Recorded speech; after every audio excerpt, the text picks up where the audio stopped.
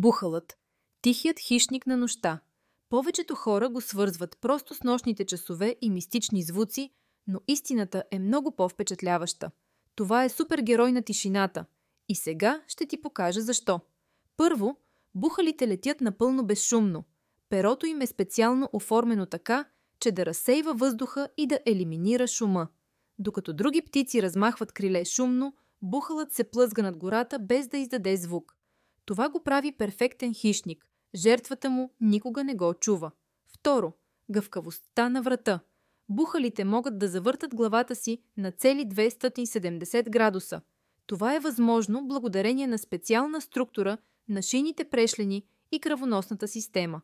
Така могат да виждат навсякъде около себе си, дори без да местят тялото си. Трето, зрението им. През нощта виждат до 10 пъти по-добре от човека. Очите им са големи и насочени напред, като при хищник, и нямат почти никаква способност да се движат. Затова завъртането на главата е толкова важно. Компенсират липсата на движение на очите с подвижен врат. И накрая, полетът им е толкова прецизен, че дори при сравнение с други хищни птици, бухалът е майстор на изненадата.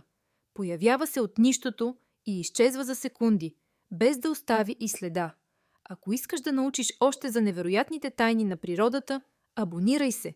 Предстоят още чудеса от дивата страна на света.